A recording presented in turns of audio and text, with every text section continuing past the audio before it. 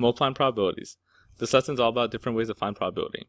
And the first word we're going to talk about is if we have independent events. These are two events that have no effect on each other. So a good example is if we roll a die. Right, you could roll a die once and you get a number 1 through 6. If you roll it again, the fact that I got a 2 the first time has no effect on what I'm going to get the second time. Right, if I roll it again, I might get a 2, I might get a 3, who knows? Right, they have no effect on each other. That's independent events. And that's very different from dependent events, which we'll talk about a little bit later, but let me give a little intro. Dependent events do have an effect on each other. So we've been talking about, what if I have a bag of marbles, and let's say we have 3 red, we have, I don't know, let's say 2 blue. If I pick a marble out and I happen to get a red marble, so let's say I pick one out and I got 1 red marble, now there's less marbles in the bag. Now there's only 4 marbles in my bag. So next time if I try to pick out a marble, my total is only going to be 4 compared to the 5. That affects it, right? You pull the marble out, there's 1 less marble. That's called a dependent event because the odds of the first time affect the odds of the second time. Right now we're going to focus on independent events where they don't affect each other, like rolling die or flipping coins, where what you do the first time has no effect on what you do the second time. And we have a formula for it, one I would always give you. It's a very basic formula. If they're independent events, then the probability of A happening then B happening is just multiplying it, A times B. Very simple. If they have no effect, you just multiply probabilities. So like here, a coin is tossed and a die is rolled. What's the probability of the coin landing on tails and rolling it head? So we want probability of getting tails. Now when you toss the coin, there's only 2 choices, heads or tails. So remember our general rule is 1 over total. We have 2 total choices and I want tails, there's only one of those, so that's 1/2. Right, odds of getting tails when you flip a coin is 1/2. And we're going to multiply that by odds rolling a 3. Remember, when we roll a die, there's 1, 2, 3, 4, 5, 6 choices. And we want the 3. So there's only a 1 out of 6 chance of getting that. So if I flip a coin and roll a die, odds of getting a tails and rolling a 3 is 1 out of 12. That's the general idea. By the way, that's what, when we talk about rolling die in general, like if I go, what's the odds of rolling a 3 and then rolling a 3 again? Getting 2 3s. Well, there's only a 1 in 6 chance of getting 3. And then we're going to roll it again, has no effect. I have a 1 in 6 chance of getting a 3. So I have a 1 out of 36 chance of getting 2 3s. So that's the way independent events work. Now we talked about earlier, what if we do dependent events? Right? That means the answer from first affects the answer from the second.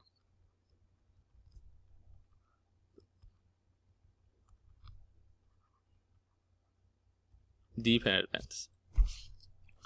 So in this case, let's look at an example here. A bag contains 12 red, 9 blue, and 11 yellow, and 8 green. That's a lot of marbles in that bag. So let's see, that's 20, that's 20, so 40 marbles. We have 40 marbles total. If 2 marbles are drawn at random and not replaced, so key thing, not replaced, so we're not going to put them back. You pick a marble, you get the marble, you keep the marble. What's the probability that a red and then a blue marble is drawn? So let's do this. We want to do red first. Probability red, and then probability blue. Now when I first pick out, we have 40 marbles in there, and now I'm trying to get a red marble. Well, there's 12 red. That's the first time, so I got my red marble. Now the second time, remember we're not putting this marble back. Now there's only 39 marbles left, because I took a red out. And you want to know what's probably getting blue? Well, how many blue are there left? There's still 9. I didn't pick a blue out yet, so there's still 9 blue marbles there. You multiply those together, and you get some number. That's the answer.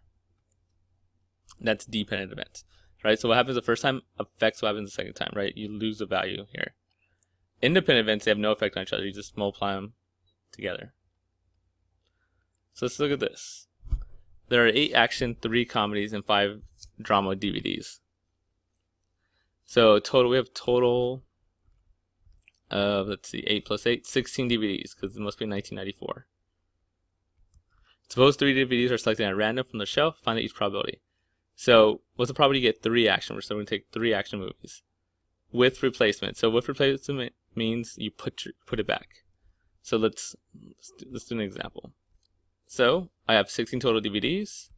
I want to get an action movie. So there's 8 of those, so it's 8 out of 16. Now with replacement means you grab it and you put it back. So there's still going to be a total of 16. Just put everything back. You go back to, like, basically it means you reset. Back to starting, right? So we're back to normal here. So what's the odds of getting an action DVD? Well, 8 again. And then the third time, we're replacement, we're going to put everything back. We reset it to the beginning. And you have an 8 out of 16 chance. We could simplify this. I could do this on my head. 1/2, 1/2, 1/2. So I get a total of 1 out of 8 chance of getting 3 action DVDs. Now let's look at this one. They want 2 action, then a comedy without replacement. We take the DVD, we keep it with us. So for the first action, there's 16 movies and there's 8 action. So I got my 1 action. Right, now for the second one, we want action again. But now it's without replacement. So I don't put that action back. I keep that movie. There's only 15 total movies. And I picked an action already. So there's 1 less action movie. 7. So now there's 2 action. And then for the last one, I want a comedy. Right now there's only, again, I took 2 DVDs out. There's 2 less now. So there's only 14 total. And I want a comedy movie. I haven't picked a comedy yet. So how many comedies are there? There's 3 comedies. So they're all still there. And I just multiply this out and you get some number as an answer. I mean, if we actually want the actual number, I could waste like 20 seconds and bring calculator out. It's supposed to go faster than this, right? And then I could turn it on. I'm gonna go 8 divided by 16 times 7 divided by 15 times 3 divided by 14. Odds of getting action, and comedy is gonna be 0.05. Remember, if you want to make it a fraction, very simple. Just go to math, hit fraction. 0.05 you should know how to do. It's 5 over 100, which 1 over 20. But you know, whatever. So you get that. Or 0.05. Either way it works. I don't care. Decimal fraction's all the same to me. So that's dependent, right? So dependent, odds change. Independent, you just multiply across. Now the next we're going to do is a little more complicated than that. And that's called conditional probability. Conditional probability is all about if something happened, what's the odds of something else happening? So conditional. If A occurs, what's probably B occurs? So over here it says, if I said, if on the first 2 tries I got action, what's the probability on the third I'm going to get a comedy? So the answer to that would be 3 out of 14, because the first 2 times I got action. So now there's only 14 DVDs left, and odds of getting a comedy, 3 out of 14. That's the idea of conditional probability. Conditional probability is also known as given that. That's the form we're going to use. And that line right there means given that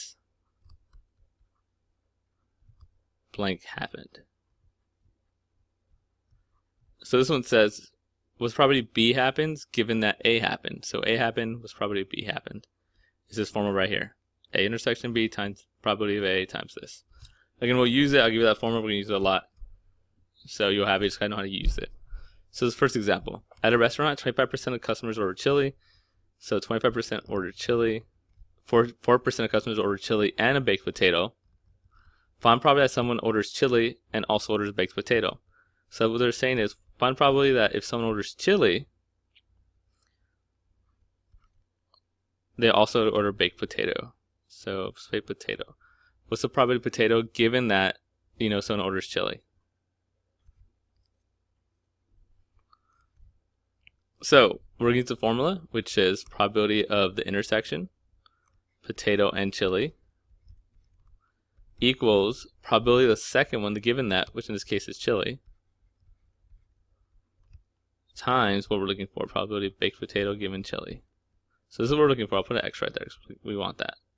Probability of chili, they actually told us in this problem. At a restaurant, 25% of the customers order chili, so 0.25. And potato and chili, right here, 4% orders chili and a potato, so 0.04. Now we're all set up. Just got to divide by 0.25. And I get my probability here is 4 over 25. And you get that, which is about 16%. 6% chance if you order chili, you can order baked potato. This next one. Suppose the probability that a student takes AP calculus is on the honor roll is this percent right there. So this is saying, hey, you take AP Calc, good class, and you're on the honor roll. That's gonna be that right there. You're doing both. That odds you're in both AP Calc and honor roll. That seems really low. Is it just me? Anyway, probably that student is on the honor row is this one, so it's probably on the honor row. That's 0.23. Final probability the student takes AP Calc, given that keyword, woo, he or she is on the honor roll. So we're looking for probability AP Calc, given honor roll. So let's use the formula. Again, it's right up here. I will give it to you so I know how to use it. It's the intersection equals the given that times what probability of what you're looking for. So just using the formula, it's going to be probability AP Calc intersection honor roll equals probability of honor roll, because we're looking for probability AP Calc given honor roll. Right, so whatever this one is the one that's by itself.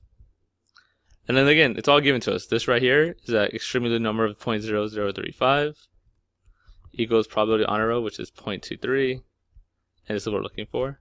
So you divide, and you get x equals 0.00235 over 0.23. By the way, if you're trying to make this without decimals, you just move it over 4 spots. Move this over 4 spots, and you get 35 over, add a couple zeros, 2300. That's a really known number. I protest that. Anyway, that's how you do given that. We'll do a little bit more in class, but that's the general idea of a given that problem. Now, two-way frequency tables. You're going to like these. So two-way frequency table is this, it's kind of all the same idea, but classified in a two-way frequency table, which is this right here. So here's an example where we have treatment, control, condition improves, condition does not improve. So we have like, right here we have two things, we have what happens there. So there's one key to a two-way frequency table, and that is find the totals of all columns and rows. All columns and rows. So that's the key to a two-way frequency. You got to find the total. So if I'm doing this, before I even do anything else, I'm going to put, hey, there's a total here, which is add these down, I get 2800. Add these down, 1200. I have to find the total here. Add these up, 2000. Add these up, 2000. And I get the grand total of 4000. So very first thing, to have two-way frequency tables, find the totals if you don't have them already. And once we do that, the rest of it's just like stuff we've been doing for the past couple lessons. So actually, let's go back to context of the problem. A drug company conducts an experiment to determine the effectiveness of a certain new drug. Test subjects were randomly assigned to one or two groups, a treatment group and a placebo group, I think a control group, which receives a placebo drug, which is like a fake drug. So here's the thing. So treatment, so people that got the treatment, 1600 of them improved with the treatment, 400 didn't improve with the treatment. The one that got the placebo, about 1200 improved and 800 didn't improve. Okay, so let's answer these questions here. Find the probability that a test subject conditions improved given that he or she was in treatment group. So notice the given that again. So probability improved given that it was in a treatment group. Now we can do the same thing here, but I'm going to show you a shortcut to doing the given that in a table here. And that is, this is the world. This is the total.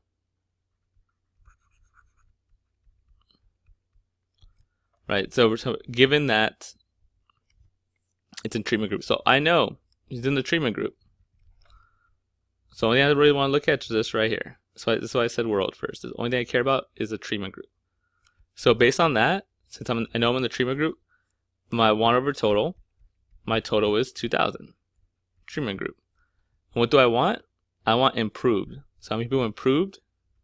1600. And there we are done. Right, given that on these is actually extremely easy. Just go, okay, what's the given? Oh, okay, treatment. I'm only looking at the treatment people. And then this from there, fill your 1 over total. Let's look at the bottom one here. Find probably that a test subject was in a control group, given that he or she condition did not improve. So probability control, given that did not improve. So again, same idea. We know they did not improve. That's our total here. All we're looking at are the people that did not improve. So only people I care about. How many of them were in the control group? Control for that was 800. So my want over total is going to be 800 over 1200. And again, if you want, you can reduce it, but that's a general idea. That if they give you a given that is the only thing you're looking at. What's your want? What's your total? So another example.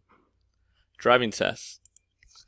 The table shows how students in Mr. Diaz's class fared on the first driving test. Some took a class to prepare, others did not. Find each probability. So again, first thing to do with this, we want to find our totals. So 64 plus 18, let's see, plus 6, 2, 1, 82, 0, 1, 80. So right, 82 people took the class, 80 people did not take the class. If you add them up, you get 162 is my total here. Add this way, that's 40, 50. And then I could do either way, but I'm going to go 112. So those are my totals. Again, I need that to know what I'm doing here. It's a 50. Kind of hard to see. I know my writing sucks. There we go. So A, Paige passed given that she took the class. So probability pass given that you took the class. Right, so again, what we're doing here is, okay, you know they took the class. So how many people took the class? And then what's the odds that you pass? So pass is 64, 64 out of 82. Next one, Madison failed. Sorry, Madison. Given that she did not take the class. So probability failed, should have took the class. Did not take the class, so no class. So again, this is what we're looking at. So no class, so people that did not take a class. So my total is 80. How many of them failed? 32. Just a statistic, Madison. So there's that one. And then the last one here, C. Jamal did not take the class. No class. Given that he passed. So Jamal didn't need the class. He passed anyway. Right? So we know he passed. So we're looking at the pass people. So now it's a block right here. My total to be 112. And how many of them did, and how many people did not had no class? 48. Again, so that's how you do given that if you have a box. It's a lot easier. Whatever the given that is, that's kind of the only thing you're looking at. That's your total. You're in that vein. Okay, now let's look at the next lesson that we're going to do here today. Now this one we're going to need a calculator. We're talking about measuring center, spread, and position. So all these guys probably learned in grade school. We're going to go over them again. And then we're going to go a little further with our calculator. So first thing, mode means most often digit ever, I guess. But most often digits, what I always remember. If I could spell it. Often digit ever. No, but, right? So most often digits. So when you see the most is the mode. So if I give you a list of numbers here, let's just do it. 2, 2, 3, 4, 6, 6, 7, 7, 7. My mode is the when you see the most, so 7. If the 7s weren't there, then it'll be 6 and 2. They both have 2. Right, so most often it's the mode. Means another word for average. We should all know how to take the average or the expected value, by the way, which is you add them up and divide by the total number. Right, you add all of them up, sum, and divide by the total number. That's actually not a very good example. But anyway, if I was doing that one right there, right, let's go 2 plus 3, blah blah blah, plus 7, divided by 1, 2, 3, 4, 5, 6, 7, 8, 9. Divide by 9. That's how I find the average, right? The mean or the average. Add them up, divide by your total number. So right there. Median is the middle number. So median is the middle. I just remember it because when I write it like lowercase, that's kind of in the middle. That's the way my brain works. Don't ask me why. So over here, right, there's 9 numbers. So 1, 2, 3, 4, 5, 6, 7, 8, 9. The middle number will be 5. So 6 is my median here, right? Exactly in the middle of both of those. If there's 2 things in the middle, you just take the average. So if I had like 5 and 6 in the middle, I would just average them out. And that would be your median. So median is the middle number, means the average, mode is the most often digit. Range. Range is the max minus the min, right? Highest minus low is how far apart are your values. So over here, my range would be 7 minus 2 or just 5. Right? Range is the max minus the min. Next, let's do some examples. Now, doing this by hand doesn't take a little time. It'll be annoying. So we're actually, it's not that bad. You just use a calculator. But if we're going to use the calculator, let's go all the way with it. So I'm going to bring my calculator here. And let's show you how to find the mean, median, mode in your calculator. So we're going to turn it on. We're going to go stat. We're going to go edit. We're going to type in all this data under list 1. Ta-da, little movie magic. It's all in there. By the way, if you can do this by hand, first thing I do is list them out in order from lowest to highest so you can figure out the median. But we're going to use a calculator. So we're going to quit. I'm going to go to stat. Go over to calculate. And we're going to do one variable stats. So you see something like this. There's a list is L1. Frequency list. We don't have a frequency list. We'll do one later, but there's no frequency. Leave that blank. If it's something there, clear it out. Delete it. And then go to calculate. And it's going to give us this. Now, what does all this stuff mean? That first one's the mean. X the line over it, it's a mean symbol. So our mean already is 29.5. I believe that was before it went away. Is 29.5. The line over it. That's our mean. So it's a symbol for mean. Average. This right here just means the sum. So if you add all these up, what do you get? You get 295. If you add them up and you square them, in case you wanted that, you get that. Here's some other values. That's standard deviation and another standard deviation. We'll talk about that more later. And the total number of stuff you have. We had 10 total values. And then look how when you scroll down. There's the min. There's the max. If I want to find the range, I can subtract them. There's Q1, Q3. We'll talk about that in a second. And here's the median, 32.5.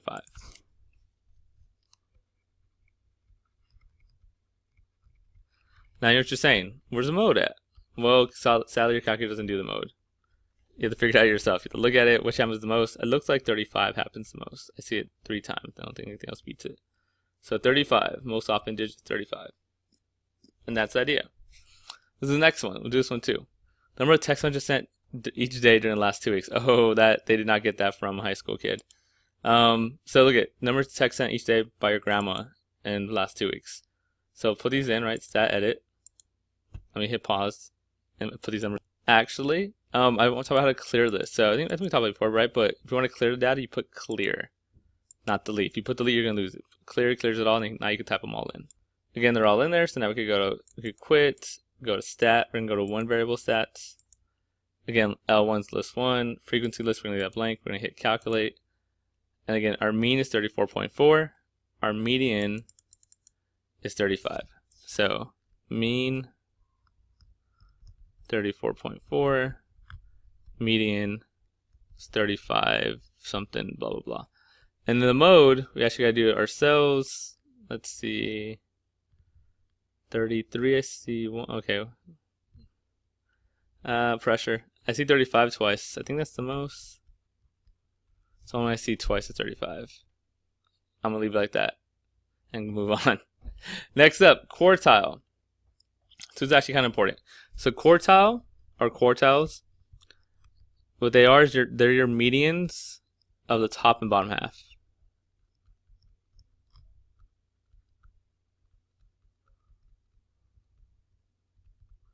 So if we have our data, right, let's say this is our lowest, this is our highest, and right here's our median. The median of the bottom half would be our lower quartile. Median of the highest would be our upper quartile. Also known as Q1 and Q3. So those are the numbers you saw over there. So if I go back all the way up to our example way up here, right, now look down here. Of these 4, my lower quartile will actually be in between these two. So I gotta take the average, 2 plus 3 divided by 2, or 2.5. It's hard to see because it's all blue. Over here, same idea. My median of the top half would be right here, which that's easier. It's to 7. This will be my lower quartile and my upper quartile, Q1 and Q3. That's all quartiles are, top half and bottom half. So lower quartile is known as the bottom 25%. Because if you divide it in half, it's 50. If you divide it in half again, it's 25. Upper quartile is the 75th percentile. So again, 50 divided in half, 75. So that's where the top 75 people are. That's where the bottom 25 people are. The interquartile range. It's a fancy name for a lot of IQR, we call that. It's a fancy name for Q3 minus Q1. Upper quartile minus lower quartile. So you see it right here. It lets you know where the middle 50% of your data is. So this is where most of your data falls. Middle 50% of data. So this really quickly, if we went back up here, right, I got back my calculator. If I scroll down, here's my upper quartile 44, here's my lower quartile 21. If I want the IQR, just subtract the two, and I get about 28. So that's upper and lower quartile. Now, why is that important? Because this is how we make a box and whisker plot. So if you ever heard of a box and whisker plot, it's something that looks like this. You have a line. You put a whisker. This we call this a whisker. We put a dot here at the lowest, the min. Put a dot here at the max. Wherever the median is a line. Wherever Q1 is your lower quartile, we'll put another line. Whatever Q3 is, we'll put another line. You connect it, and we get our box and whisker graph. Right? And why is that important? Because that tells us where the middle 50% of data is really easily. It tells us where the min and max is. So that's what that is. These are the important data sets for a box and whisker plot. We call that the 5-number summary. And all that has to do with, do you know the median? Do you know the max? Do you know the middle? Do you know the lower quartile, upper quartile? Right, it works both ways. If I see this, I'm like, okay, the min is 1. The max is 15. My median is a line right here, 6. My lower quartile is 4. My upper quartile is like 9.5. Right, so very easy to tell what all those important values are straight from seeing a box and whisker plot. And you also do is like, what's the what's the score for the lowest 25% of the class? Right here, Q1. What's the highest 25% of the class? That'll be right there, Q3. So stuff like that. So next, let's make our own box and whisker plots. So if we have our soda we did from earlier. We should thought this ahead of time. So I'm going to type all those back in, and we'll make a box and whisker plot out of it. Here's my calculator. I typed it all in. So next we're going to go quit, stat, calculator. Go down. Oops. Where am I going? Stat, calculator. One variable stats. I don't know where I was going there. L1. Right, leave the blank, no frequency list yet. Then we go to calculate, we're gonna hit that number. Now again, all I want is a 5-number summary. Well, actually, so we're gonna find the mean. We don't need the mean. We're just gonna find 5-number summary. Scroll down to the bottom right here. This is all we really need. Right, we have the min 10. We have the max 50. Q1, Q2. So I'm doing this. Let me write it down. Min is 10. Max is 50. Put Q1. Q2, which is a median. There's a Q2, so it's median. Q3. My values are 20, 32, and 35. Yeah, I noticed 0.5. Right, so we have that. We draw a line. Hopefully your line is actually a line, not like mine. Right, the lowest is 10. So like if I had a number line here, it would still extend. My highest here is 50. 32, it really works if I had like a number line. So let's say 20, 30, 40. My Q1's 20, so this is going to put a little line there. My median is 32, so this is supposed to be 30, so 32 is supposed to be my median. It's like right there. And then 35, so this is supposed to be 40, so like right here. And you make a box out of it. Right, and that's a box and whisker plot. I see the lowest is 10, highest is 50. This should be labeled 20. This should be labeled 32.5. This should be labeled 35. And you can see in most of the data here, people score below the median. And actually, since we're here, let's find the IQR. Right, IQR is this Q3 minus Q1, upper quartile minus lower quartile. So this is 35 minus 20 and 15. Most of the data falls 15 points, between 15 points right here. And that's that.